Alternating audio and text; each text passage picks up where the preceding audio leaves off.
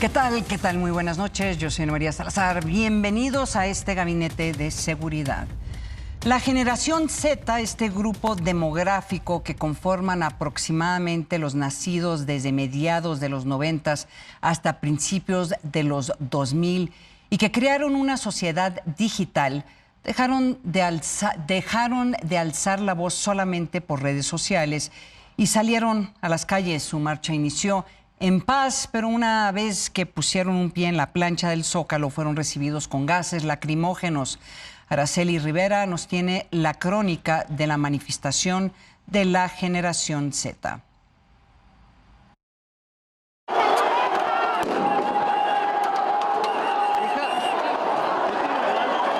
Y retembló en su centro la tierra cuando encapuchados, enardecidos, se confrontaban con policías que resguardaban Palacio Nacional, mientras manifestantes y agresores coreaban el himno nacional en señal de victoria.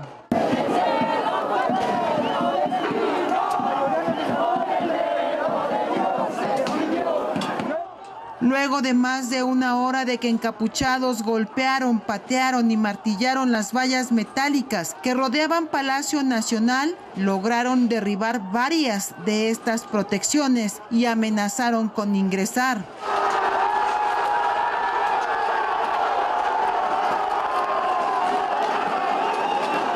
Policías defendieron el inmueble lanzando gas lacrimógeno. Los encapuchados arrojaban petardos y piedras.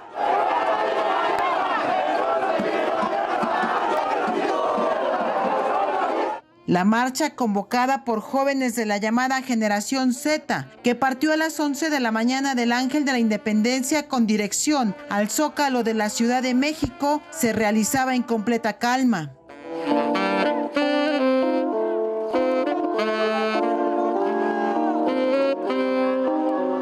La marcha de la llamada generación Z tenía como objetivo manifestarse por la violencia en México y pedir justicia por el asesinato del alcalde de Uruapan, Michoacán, Carlos Manzo. Sin embargo, al llegar a la Plaza de la Constitución, todo cambió.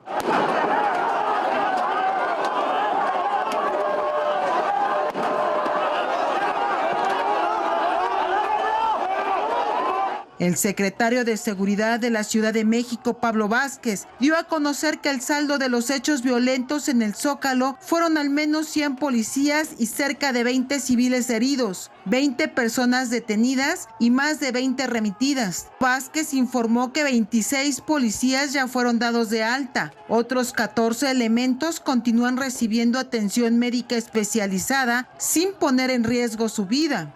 Desde la tarde de ayer comenzó a circular en redes sociales una nueva convocatoria para realizar otra marcha con los mismos objetivos para el próximo 20 de noviembre. Para El Financiero Televisión, Araceli Rivera Castillo. Ahora, la presidenta Claudia Sheinbaum se pronunció respecto a la violencia y pidió a la Fiscalía General de Justicia de la Ciudad de México investigar al bloque negro. Pero esta violencia, ¿de dónde vino? Yo pedí a la fiscal de la Ciudad de México que es muy importante que se investigue. ¿Quiénes son estos grupos? ¿Por qué esta violencia? ¿Están pagando? Ahora, la mandataria también señaló que, a diferencia de otras protestas, los encapuchados en esta ocasión tuvieron como objetivo agredir a las policías. Llevaban esmeriles, ganzúas, martillos, marros, esto para romper la soldadura, muy preparados. El objetivo de lo que se ve no era ni siquiera pasar a Palacio, porque solo hay una persona que llega hasta Palacio Nacional una vez que derriban la valla, sino irse contra la policía. Ahora, la presidenta Claudia Sheinbaum insistió en que los que marcharon no eran jóvenes de la generación Z, sino actores políticos, intelectuales e integrantes de la Marea Rosa, por lo que una vez más desacreditó el movimiento. ¿Creen que nos van a debilitar? ¿Que van a debilitar a la presidenta por lo que gritan? No. Más fuerte soy, más fuerte. ¿Ustedes creen que esos gritos, leperadas, y me van a hacer algo? No. Y para analizar lo que sucedió en la marcha, quién marchó, quién es el bloque negro y quiénes representan, saludo con mucho gusto esta noche a Humberto Morgan, vicepresidente del Observatorio de Seguridad Ciudadana y experto en seguridad, y a Sael Nuche, él es vocero de Causa en Común. Bienvenidos a ambos al programa. Muchas gracias. Buenas noches. Muchas gracias, Ana María. Buenas noches. Buenas noches. Oye, empezamos contigo, Humberto. La presidenta quiso desacreditar las personas que marcharon. Y yo creo que en verdad desde los medios de comunicación también nos hemos enfocado mucho en esta famosa generación Z. ¿Tenemos idea, Humberto, de quién marchó? Sí, lo que vimos en esta marcha es sin duda una convocatoria en redes de una parte de la llamada generación Z, pero hay algo que hay que destacar de manera muy objetiva. Lo que vimos en redes fue distinto a lo que atestiguamos en la calle. Por lo menos se podría decir que hubo 4 grandes bloques. El primero, la generación Z. El segundo, gente de los partidos de oposición que marchan de manera constante. Ahí están actores como Acosta Naranjo, el propio Vicente Fox, etcétera, ¿no? Otra, movimiento del sombrero que se trasladaron desde Michoacán y otras partes del Bajío a la Ciudad de México, y una parte más de una ciudadanía que efectivamente está harta de las situaciones de violencia, etcétera, ¿no? Eso es lo que vimos objetivamente, estos 4 bloques, y por supuesto, dentro de este contingente, algo parecido al bloque negro, que en realidad no es un bloque negro.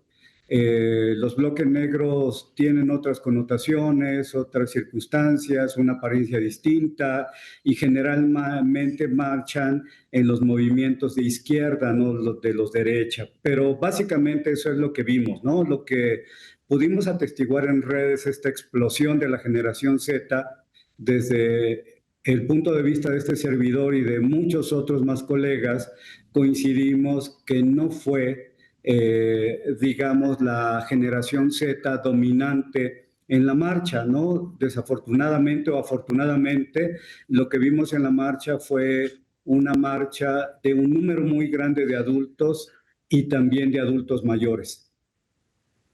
A ver, Humberto, ¿tú lo clasificas como una marcha de la derecha, o sea, que no son personas de la izquierda? Yo no sé, la verdad, por eso me intriga este concepto del bloque negro, porque tengo la impresión que el bloque negro no necesariamente es de la derecha o de la izquierda, porque hay diferentes descripciones de lo que es este grupo, quienes se encuentran en este grupo. Asael, ¿qué sabe Causa en Común, o qué representa el bloque negro?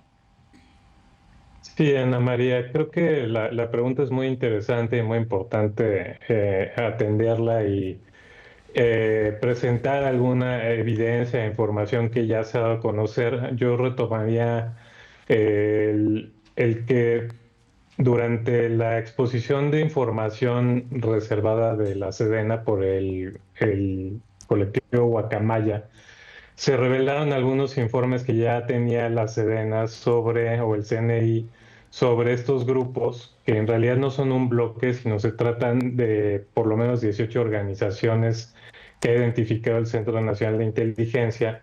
Uno de estos es el que se autodenomina bloque negro, y los demás son grupos que están identificados por los aparatos de inteligencia como grupos de tipo antisistémico, antisocial, que tienen como estrategia la agresión efectivamente contra la autoridad. Ese es su objetivo principal.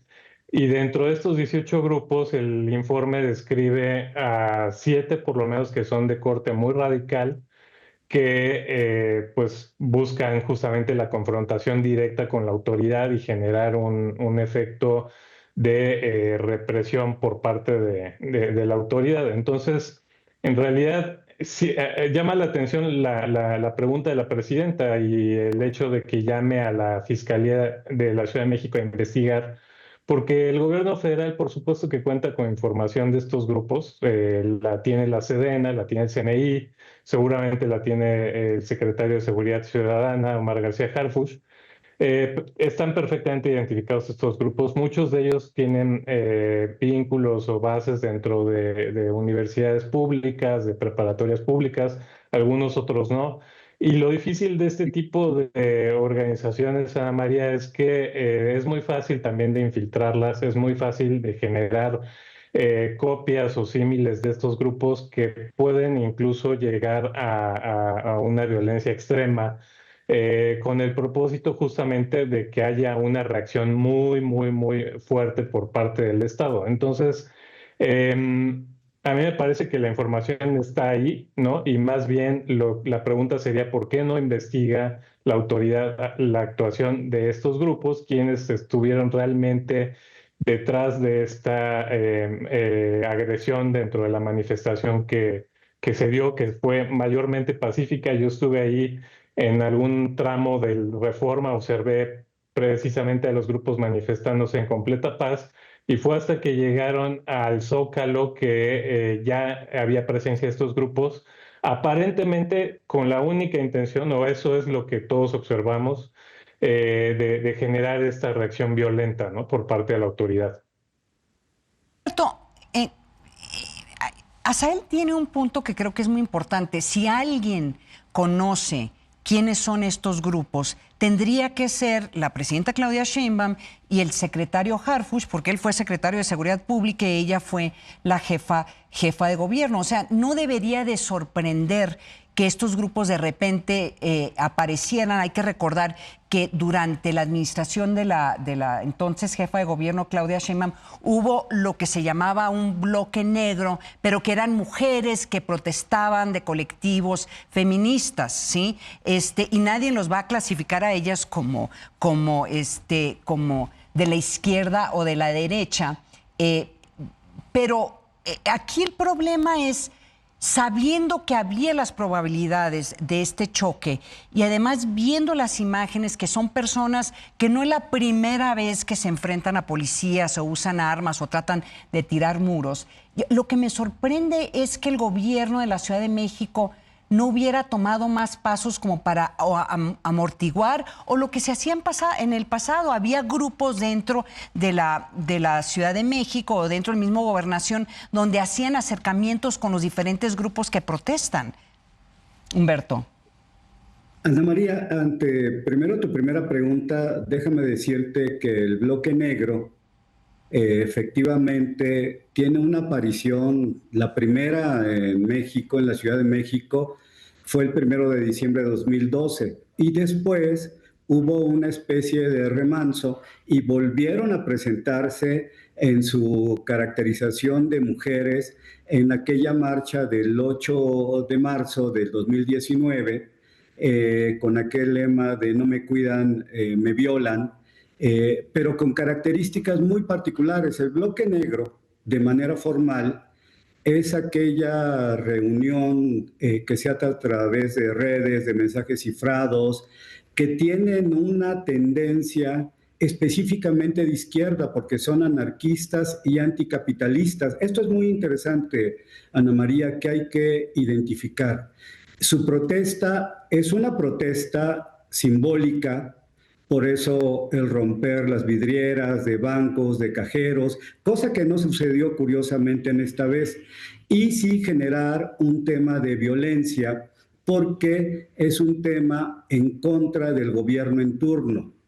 No obstante, aquí habría que ver tipologías muy específicas Cuando tú ves la génesis del bloque negro que aparece por allá de mediados de 1980 y 1990, en Alemania, contra la energía nuclear, después en 1999 contra aquella gran reunión de la Organización Mundial de Comercio en Seattle y después en Génova, son antiglobalifóbicos. Es decir, el bloque negro sí tiene una tendencia específica de izquierda. No obstante, ¿qué es lo que ha identificado la autoridad mexicana?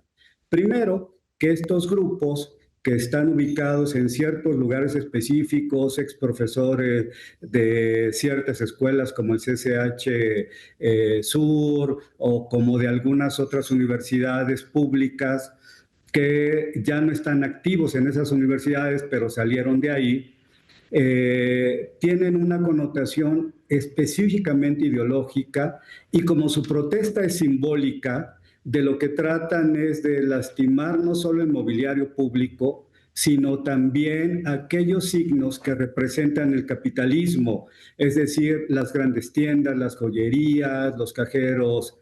Esta ocasión no fue así. Podríamos decir que es una derivación del bloque negro, es probable. No obstante, como conocemos desde la conceptualización, digamos, académica, no formalmente son bloque negro. De hecho, la presidenta, como bien lo comentas, Ana María, no se refiere a ellos como un bloque negro.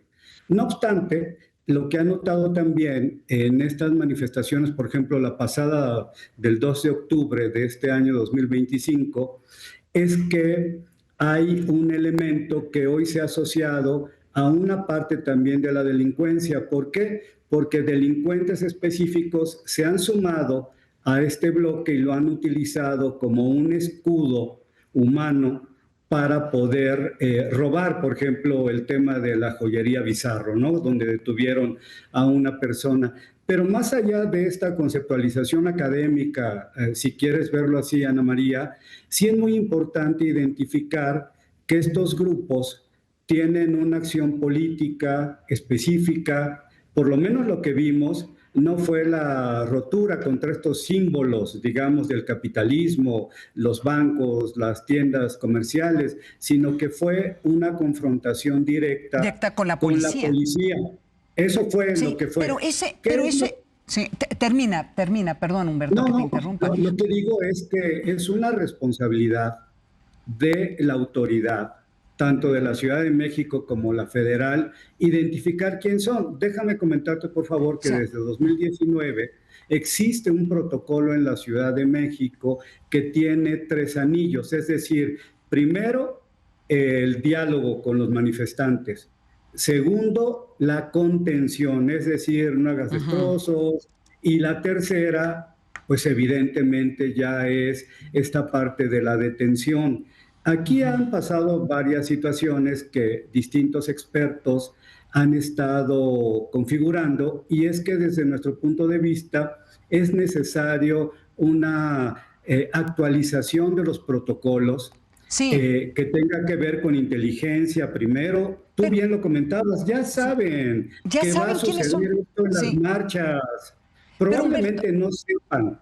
Sí. No, tienen que saber, Humberto. O sea, lo que a mí me enfurece es que esta primera vez, cuando tú hablas del 2012, la violencia que se vio, ¿quién era el jefe de gobierno? Marcelo Ebrard. Acababa de ser nombrado, si ustedes recordarán, destruyeron la Alameda. Entonces, aquí este es un grupo de personas que a lo mejor tienen esos vínculos con las universidades, tienen vínculos con movimientos sociales, en este caso pues el movimiento feminista en su momento en la última administración. Pero yo te pregunto, Azael, entonces aquí el problema de tratar de entender, es que lo importante de entender lo que está sucediendo es que ya están hablando de otra marcha esta semana, pero más allá de esta otra marcha la semana, va a continuar habiendo marchas de aquí hasta el Mundial. hay que tener mucha claridad en eso. Entonces, ¿qué va a hacer el gobierno? O sea, no pueden estarle echándole la culpa a la oposición o a las madres buscadoras o a los grupos porque la gente, aunque es muy violenta, pero no es violenta así, por lo menos se sabe quiénes son. No hay y se sabe qué es lo que quieren. Entonces, yo te pregunto, Asael, y un poco a manera de conclusión, o sea, ¿qué va a suceder ahora en los siguientes meses? Porque esos grupos seguramente van a estar presentes y yo no tengo claro, a mí me parece que de las personas que tuvieron, ninguno pertenece a este grupo. Sí, Ana María, yo coincido plenamente que, retomando el tema justamente de la actuación de la autoridad, de la policía, sí fue evidente una mala actuación por parte de la policía capitalina. Porque incluso en eventos previos a este último, en marchas feministas, la policía ya había precisamente aplicado ciertas estrategias y protocolos para prevenir que estos grupos lograran su intención precisamente de generar una confrontación directa con la autoridad o dañar precisamente a la infraestructura de la ciudad y privada. Recordaremos que en estas marchas precisamente feministas, lo que hizo la autoridad fue detectar precisamente antes de que se cometieran estos hechos a las personas que eran portadoras de martillos, barras de metal, instrumentos pirotécnicos, es decir, todos los instrumentos que ocupan presente para confrontarse con la autoridad estaban siendo detectados previamente por la policía. Además de que pues precisamente la presidenta, el secretario han hecho énfasis en que han fortalecido los aparatos de inteligencia del Estado. Es decir, no es una falta de capacidades, Ana María, ni de protocolos. A mí me parece más bien que en este caso específico hubo de alguna manera una desatención por parte de la autoridad. Yo no sé hasta qué punto, justamente como con un énfasis político, es decir, con la intención de que se generara violencia para que al final pues, mandar un mensaje de desaliento justamente hacia estas marchas y hacia estas protestas, de que es muy alto el riesgo de que haya confrontaciones con la autoridad y de que los manifestantes sean violentados. Entonces, esto al final de cuentas tiene un efecto político. Yo lo leo desde ahí. También pasa con las marchas feministas. Se buscaba que no ocuparan el Zócalo y muchas veces se consiguió que no ocuparan el Zócalo. Con esta marcha también fue el mismo efecto, el generar un efecto de disuasión y de vacío de este espacio simbólico para el poder político en México, en el cual pues realmente hay una disputa justamente por este espacio. ¿Quién lo ocupa y para qué lo ocupa? La autoridad en este caso, creo que también hay que señalar con claridad, Ana María, que la policía está para proteger a la ciudadanía. No se observó en ningún momento una estrategia de contención y protección a los ciudadanos. Se observó una estrategia específica para contenerlos, no limitar su desplazamiento físico dentro del Zócalo, que no traspasaran las barreras, pero sobre todo para sacarlos lo más rápidamente posible de ese espacio. Entonces, la policía en realidad ese no es su papel. Su papel es brindar protección a los ciudadanos. En este caso, yo no observé en ningún momento, incluso hubo agresiones contra personas que no estaban participando en la marcha, que han declarado justamente que estaban pasando por ahí, que estaban en otras actividades y fueron agredidas por la policía. Yo creo que es una situación que tiene que revisar la autoridad, que se tiene que señalar la falta precisamente de protocolos por parte de la policía en este caso, y que, como bien dices, o sea, frente a más protestas y más marchas de aquí al Mundial o de aquí hasta la revocación de mandato, es un deber de la autoridad frenar este tipo de hechos violentos, no voltear la cara o no incluso estar permitiendo que haya actores políticos con intereses detrás de estas agresiones que desalientan a la ciudadanía a manifestarse legítimamente y pacíficamente.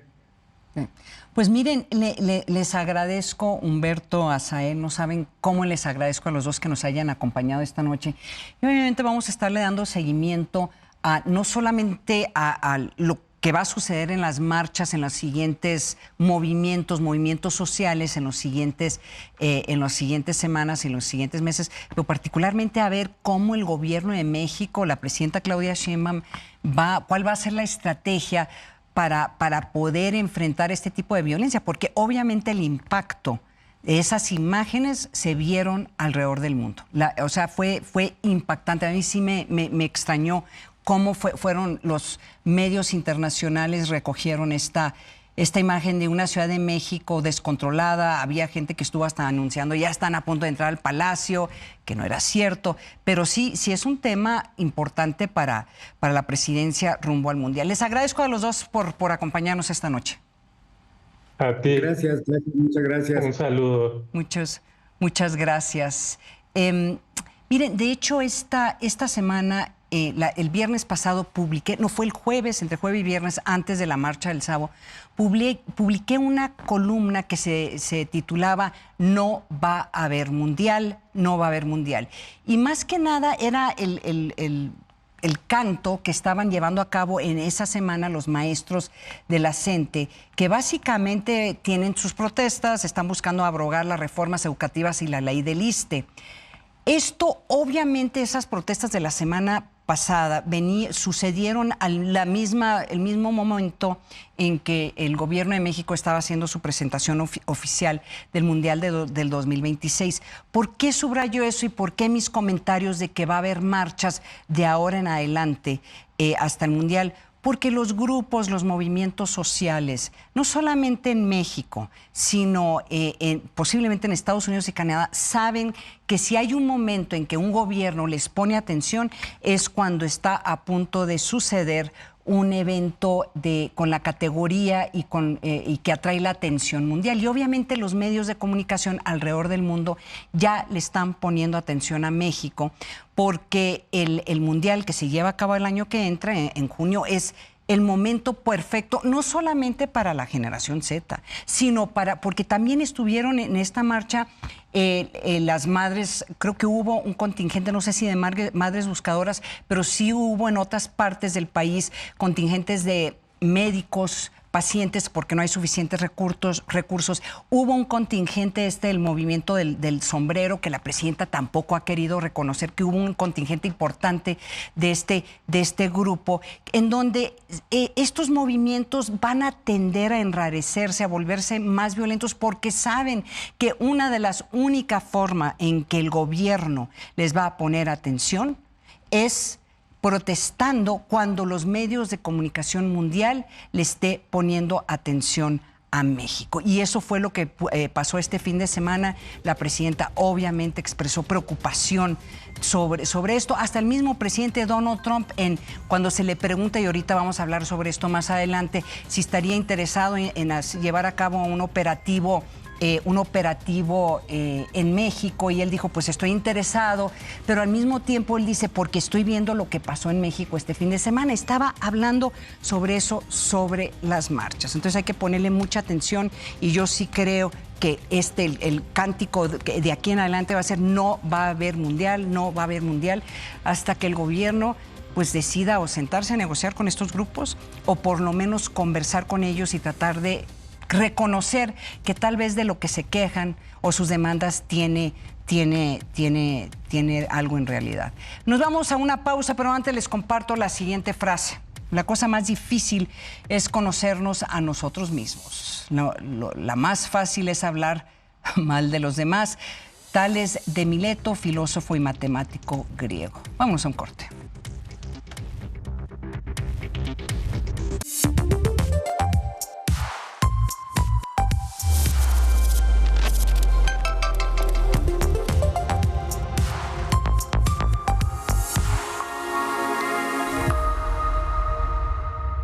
¿A que no sabías? Un programa de turismo, gastronomía, estilo de vida que quiere inspirarte para que vivas experiencias memorables. Si quieres vivir y compartir nuevas historias, te invitamos a ver A que no sabías. Porque la vida hay que vivirla con estilo, te invitamos a que nos acompañes a Que no sabías.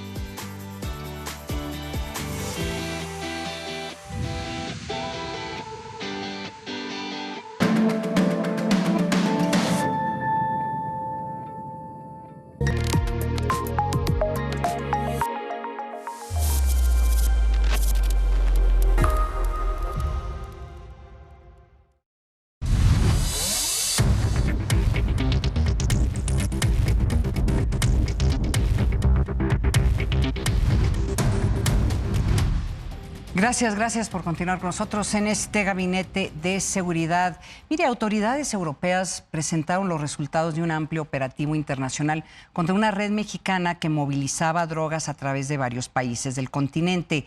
Se trata del cártel Jalisco Nueva Generación. Nuestro corresponsal David del Río tiene los detalles. Golpe al cártel Jalisco Nueva Generación en España. Agentes de la policía española, con la colaboración de la DEA estadounidense y de la policía de Países Bajos, desmantelaron una importante infraestructura del cártel mexicano que operaba desde 4 ciudades españolas y enviaba drogas a otros países europeos. En un operativo bautizado Operación Oyamel, la policía española se incautó de casi 2 toneladas de cocaína del cártel mexicano y de 375 kilos de anfetamina. La droga, procedente de Latinoamérica, iba oculta en maquinaria industrial de gran tonelaje. Así había sido transportada hasta Italia con la colaboración de la camorra italiana. En el marco del operativo, los agentes detuvieron a 20 personas, entre ellos un empresario español, en las provincias de Ávila y Toledo, en el centro del país ibérico, y en los puertos de Bilbao y Valencia. Entre los detenidos figuran 2 objetivos prioritarios de la Administración de Control de Drogas de Estados Unidos y varios miembros de la camorra italiana. La policía española no precisó si había mexicanos entre los arrestados.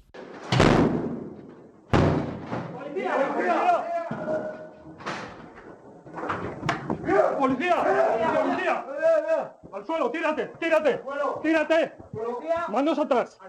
¡Manos atrás! Los agentes también sustrajeron 275.000 euros en efectivo, el equivalente a $318.000, criptomonedas por valor de $15.000, así como 3 armas de fuego cortas, 15 vehículos y 14 kilos de plata. Para El Financiero Televisión informó desde Europa David del Río.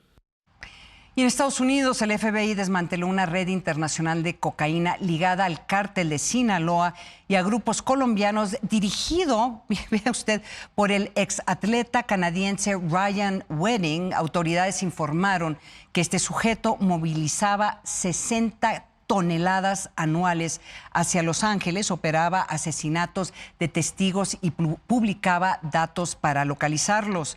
El gobierno de Estados Unidos y el de Canadá reportó 35 personas acusadas, 7 detenidos, armas aseguradas, más de $16 millones recuperados.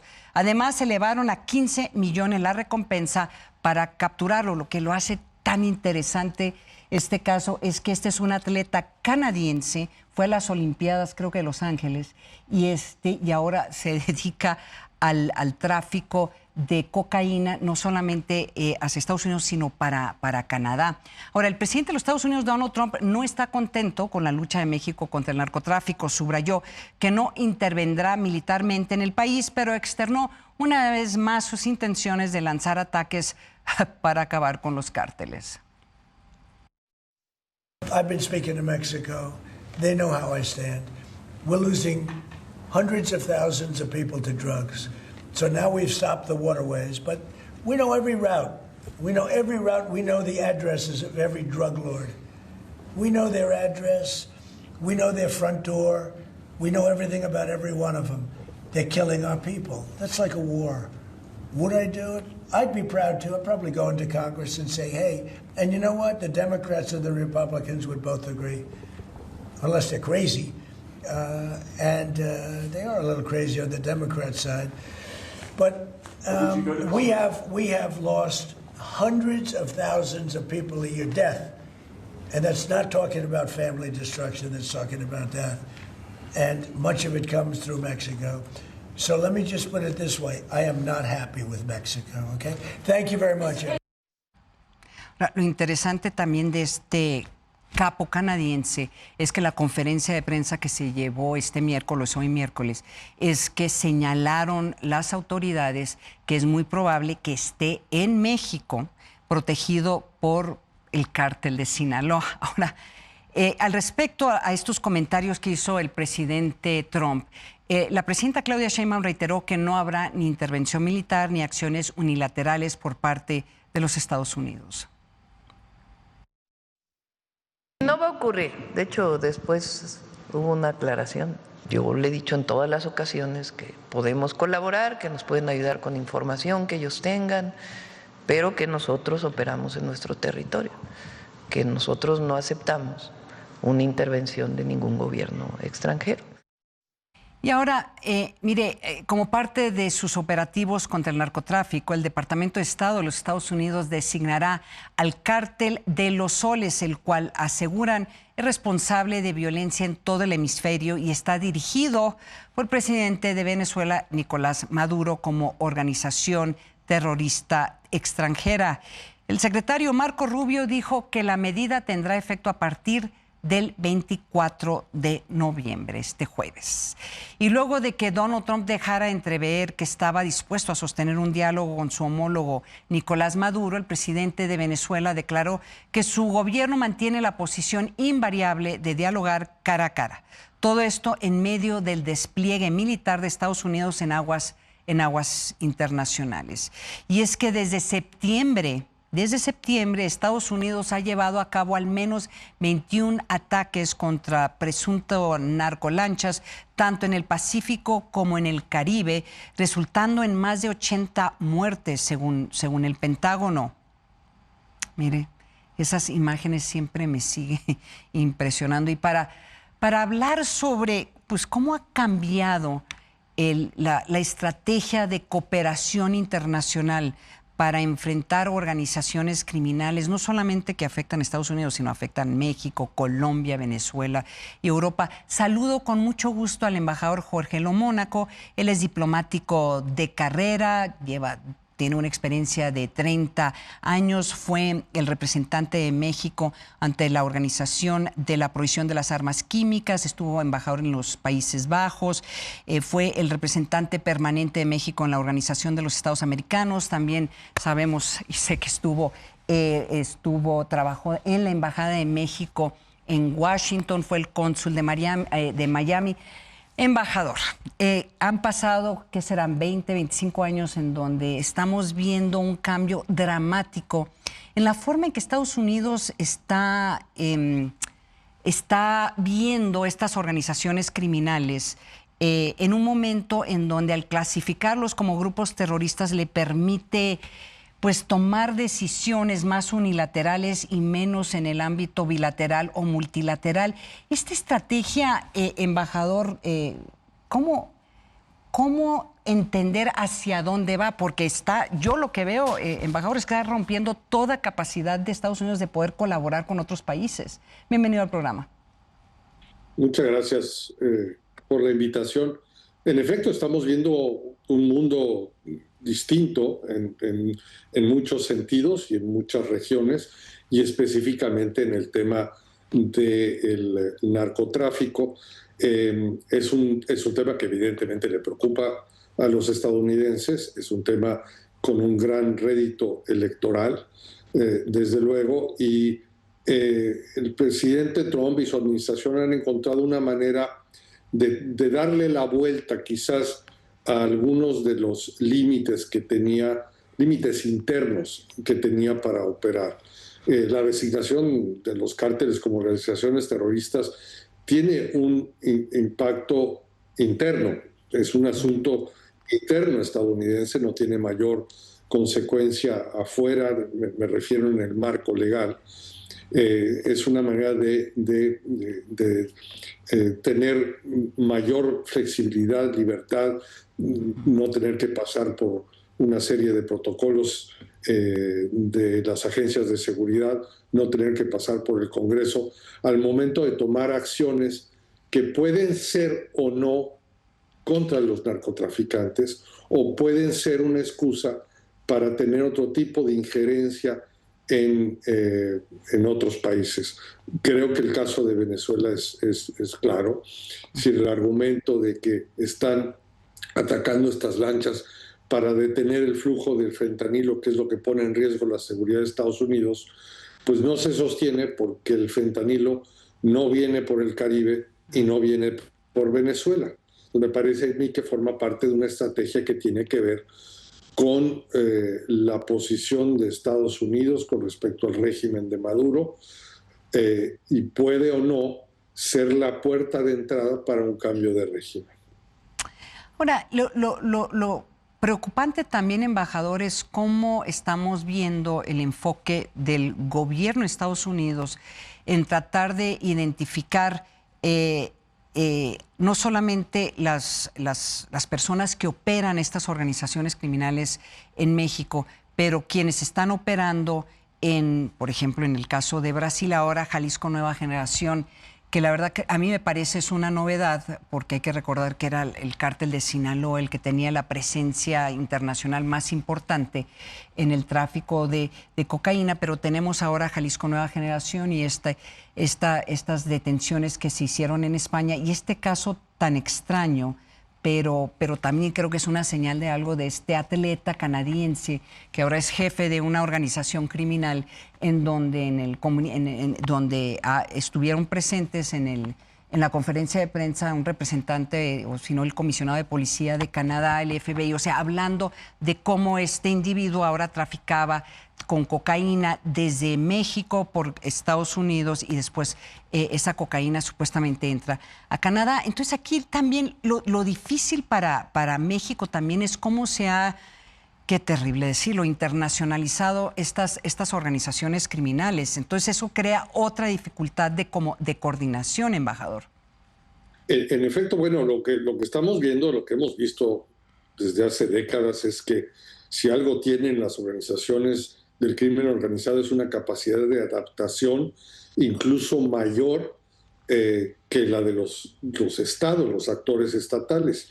Y como ha ocurrido con otros actores no estatales, legítimos e ilegítimos, en ese proceso de adaptación se han vuelto multinacionales. Igual que una compañía que hace negocios legítimos, que para operar en un mundo globalizado tiene que tener presencia en distintos países, buscar alianzas con otros países, pues de la misma manera que lo hace una empresa multinacional que trabaja en el ámbito, dentro del ámbito legal y cumplimiento con las leyes nacionales e internacionales, pues los que no lo hacen, pues tienen que seguir el mismo tipo de estructuras, y lo vimos con como mencionas, con el cartel de Sinaloa en América Latina, vemos el caso de Ecuador, Brasil, y ahora Jalisco Nueva Generación, pues también expandiendo sus brazos hacia Canadá y hacia Europa, asociándose con individuos, como decía la nota que salió hace un momento, con individuos locales, o sea, la camorra italiana, criminales españoles, canadienses, es decir, el crimen organizado pues ha dejado de tener fronteras como el resto de un mundo globalizado, y eso hace enormemente complicado la lucha contra el narcotráfico, contra el crimen en general, contra el crimen organizado, contra las organizaciones terroristas, desde luego.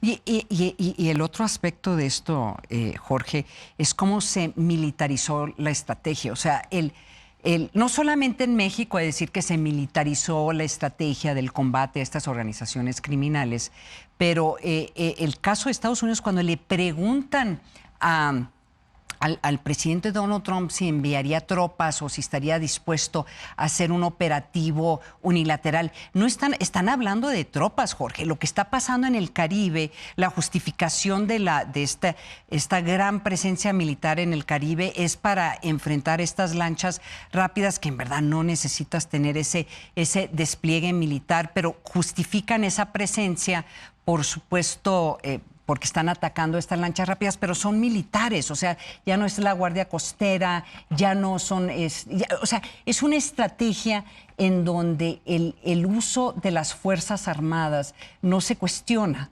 y además, pues todos sospechamos, no sé cuál es tu opinión, de que eventualmente es una presión unilateral por parte de Estados Unidos para que haya un cambio de régimen en Venezuela. Entonces, hablando brevemente sobre Venezuela o el futuro de Nicolás Maduro, ¿cómo crees? Es que es muy difícil anticiparlo, pero yo no veo un universo en donde Nicolás Maduro siga en el poder a principios del año entrante, ¿o me equivoco? Yo también tiendo a pensar que sus días están contados. Tengo duda sobre cómo será su salida. Yo quisiera creer, y creo que sería lo más deseable para evitar un baño de sangre y para evitar complicaciones a nivel internacional, recriminaciones, cuestionamientos, que sea una salida negociada. Ya sea como resultado de o ayudado por una traición del ejército. Siempre se pensó que la ruta más fácil para la salida, para resolver el conflicto en Venezuela era una traición del ejército. El ejército se ha mantenido leal a Maduro, pero empiezan a verse señales de que quizás ha llegado el momento de sálvese el que pueda. Y creo que los bombardeos a las lanchas en el Pacífico y en el Caribe, la presencia militar extraordinaria de portaaviones, de aviones de combate, de tropas en el Caribe muy cercano a las aguas venezolanas, el discurso belicista de Trump, creo que pueden haber contribuido a que empiece a haber individuos importantes en la estructura militar y de poder de Venezuela que estén pensando en salvar el cuello. Y bueno, a lo mejor se acaba recurriendo al viejo sistema para cambio de régimen, que es ofrecerle al dictador el poder escapar, un refugio donde se pueda llevar sus riquezas o parte de sus riquezas, su familia, sus novias, y que eso produzca las condiciones necesarias para un cambio de régimen. Claro, eso tiene, desde luego, evita baño de sangre, pero tiene una contrapartida, un par de contrapartidas muy negativas, es que no se hace justicia.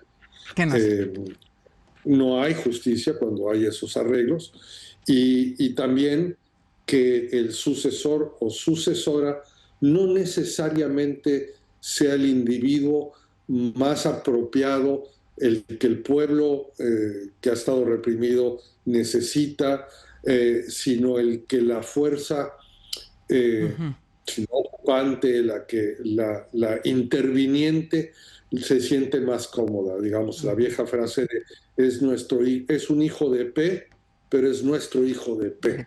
Y creo que este puede ser un escenario que lamentablemente podría ser el resultado en Venezuela, a cambio de evitar un baño de sangre.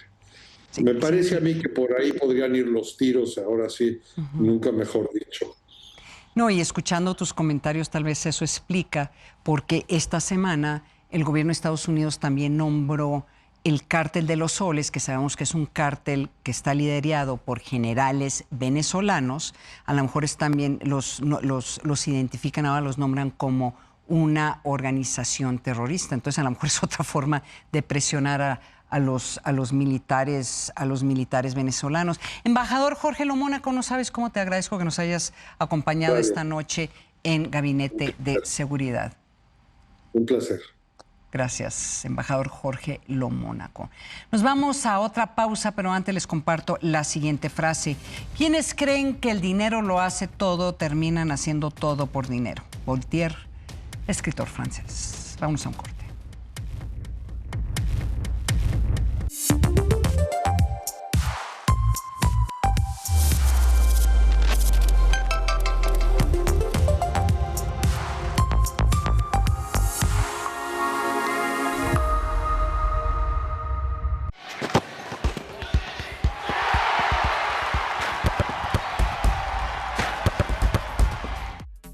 los últimos mercados de transferencias, MLS no solo se ha enfocado en traer jugadores de renombre a su fútbol, sino también exportar nuevos talentos a diversas ligas del mundo. En el periodo de la temporada 2021-2022, la Major League Soccer tuvo oportunidad de vender futbolistas a ligas como la Serie A, la Ligue 1, Bundesliga, Premier League, entre otras. En los movimientos del mercado de verano e invierno, se obtuvo dinero por la transferencia de 29 jugadores al exterior, acumulando un total de $802.340.496 aproximadamente. En este periodo, la venta que dejó más billetes a la MLS fue la de Ricardo Pepi, quien pasó del FC Dallas al Augsburg de Alemania por una cifra cercana a los 18.100.000 de la moneda estadounidense.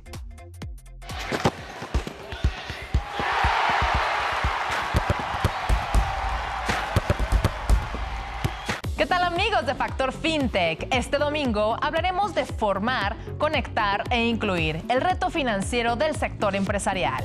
También les compartiremos las últimas novedades y las tendencias más relevantes del mundo FinTech.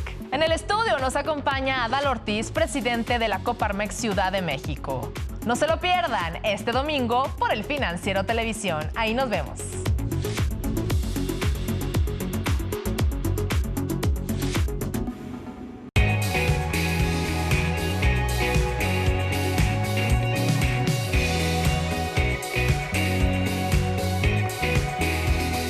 La información que quieres. elfinanciero.com.mx.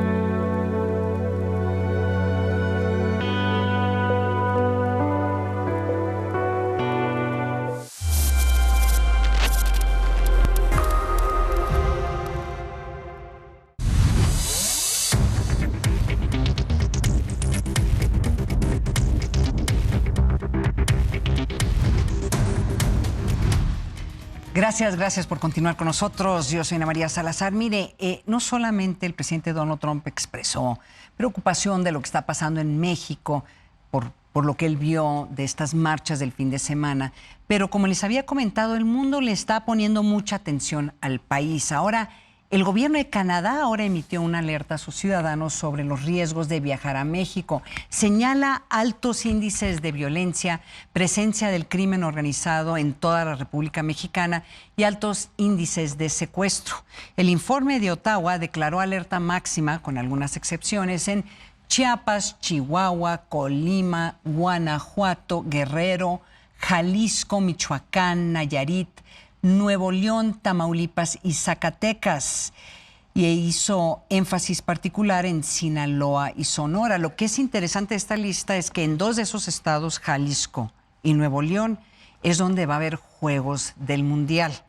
Entonces, ¿me entienden por qué hay tanto interés o tanto énfasis en lo que está pasando en el país? En Jalisco y en Nuevo León, en Guadalajara y en Monterrey va a haber Juegos del Mundial.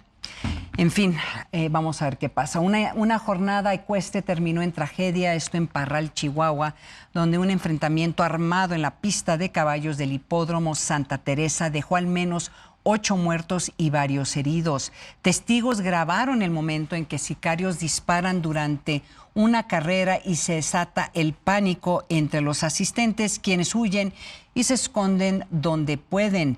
Tras esta situación se registraron bloqueos y persecuciones por la carretera Parral-Jiménez y se activó un operativo conjunto entre corporaciones estatales y federales. Y la Secretaría de Seguridad Ciudadana de Quintana Roo, junto con la Marina, detuvo a 2 presuntos operadores del cártel Jalisco Nueva Generación. Fueron identificados como Marco Josué N., considerado el operador logístico encargado de distribuir armas y equipo táctico, y Ángel Roberto N., alias El Flaco. En el operativo se aseguraron más de 30 armas largas, armas cortas, granadas, antimotín y químicas, así como silenciadores, cargadores, chalecos antibalas y ropa con insignias del cártel. Y en Puebla se reportó un ataque armado e incendio. Todo ocurrió en un centro nocturno donde un comando que, además de portar armas, cargaba bidones llenos de gasolina comenzaron a disparar. En total fueron 14 víctimas quienes fueron amarradas. 9 lograron sobrevivir aún con quemaduras y 5 fallecieron, entre ellas una bailarina extranjera. Autoridades investigan 2 posibles móviles. El primero sería el narcomenudeo y el segundo el cobro de piso. Eso fue en Puebla. Por cierto, Omar García Harfuch, esta mañana, el secretario de Seguridad y Protección Ciudadana, informó la captura de Jorge Armando N., señalado como el autor intelectual del asesinato del alcalde de Uruapan, Carlos Manzo. El sospechoso es líder de una célula del cártel Jalisco Nueva Generación y fue ubicado tras análisis de videos, mensajes y seguimientos. Las investigaciones revelaron que coordinó la operación a distancia, mientras otros 2 implicados, Ramiro N. y Fernando Josué N., aparecieron muertos el 10 de noviembre. Los mensajes localizados confirman que la orden era disparar a Manzo aunque estuviera acompañado. Las autoridades aseguran que habrá más detenciones. Y hasta aquí este gabinete de seguridad. Les recuerdo, los invito a que me acompañen este viernes a las 9 de la noche en Aldea Global, aquí por El Financiero Televisión. Yo soy Ana María Salazar. Que tengan muy buenas noches. Hasta pronto.